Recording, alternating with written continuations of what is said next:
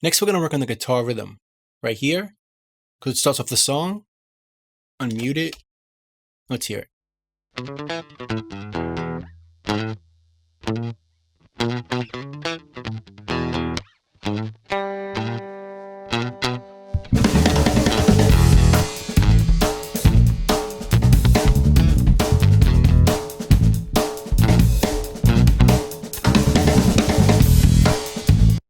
Now, if you notice, it only plays in the intro and then over here. Doesn't play in the rest of the song. So we can focus on just those sections. Let's solo it.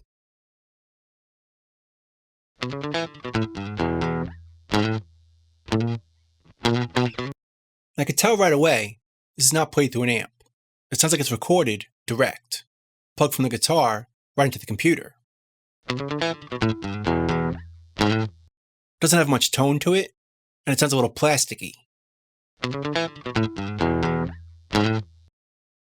So I'd like to try to do, rather than worrying about EQ or compression, is add an amplifier to this, or a cabinet simulator. So let's bypass this plugin, and let's try a few out. We could use the Sans amp again.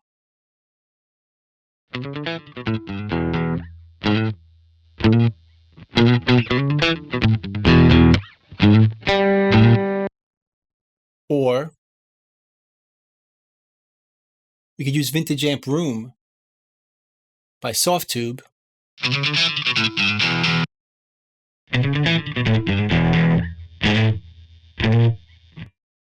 there's another one I've been checking out lately, and it's part of Easy Mix 2 by Track,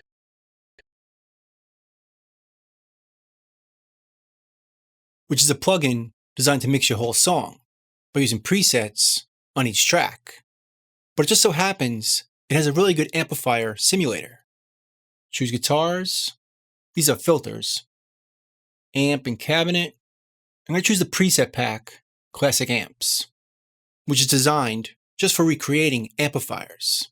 And there's a bunch of presets to choose from. So let's hear them.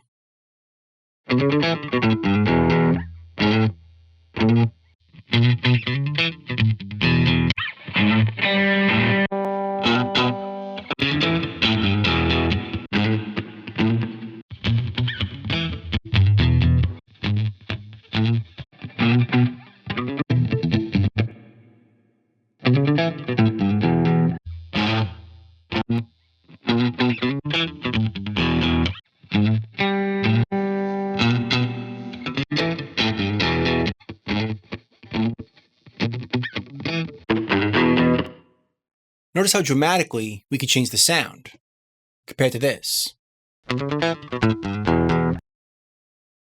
It sounds much more interesting going through the amp simulators.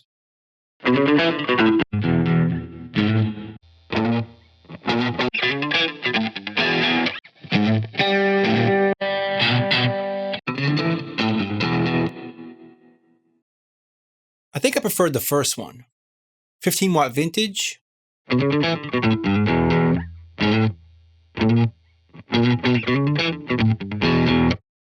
we can play with some parameters right down here. But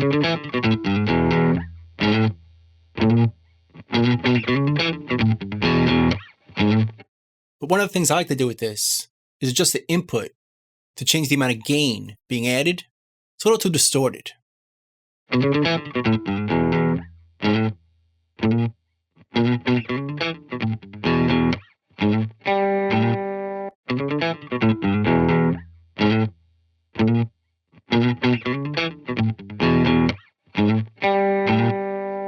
Before? That's pretty weak. Not so good.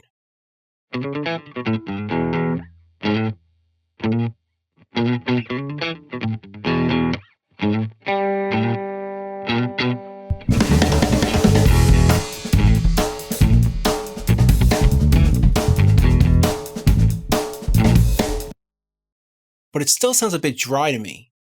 Let's add some reverb to this. Let's close it. Go to our sends. Let's create a new send here. New track. We'll name it guitar verb and make it mono. That makes a new track here, which is an effects return. We'll solo safe it, and we'll put a plugin on there to create some reverb. Let's choose Air Spring Reverb, and it's a mono reverb. Let's choose a preset. Let's find one and give it some signal. It's a little too long. That's better. Let's hear another.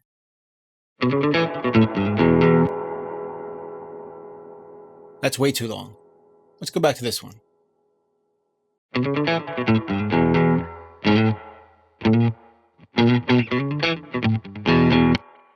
Just a bit. Before and after. Much better.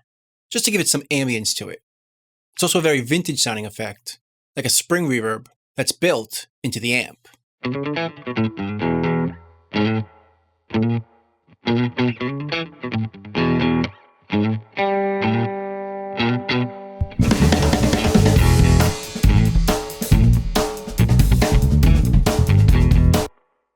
But I still think it could cut a bit more.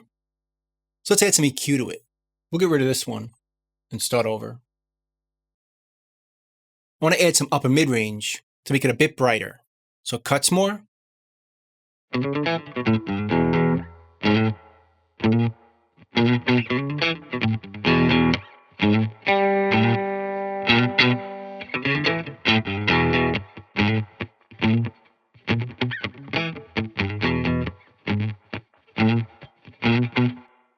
Before,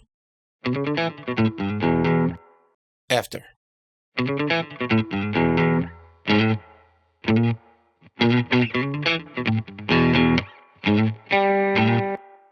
Turn the track.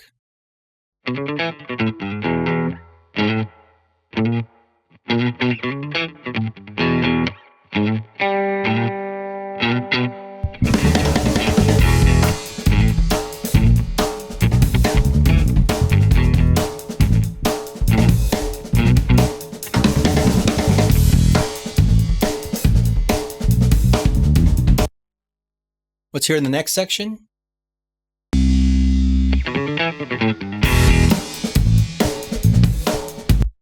Nice. That sounds a lot better to me. And it's a more interesting intro for the song. Before and after.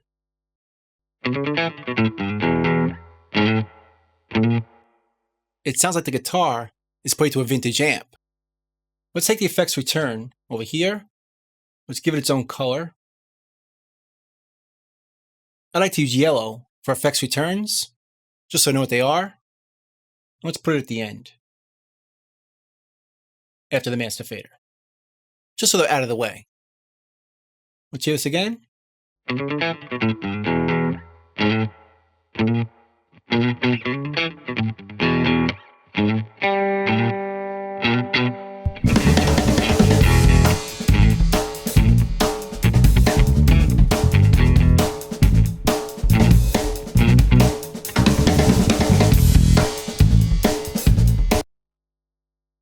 Sounds pretty good to me. So let's move on and do the next track.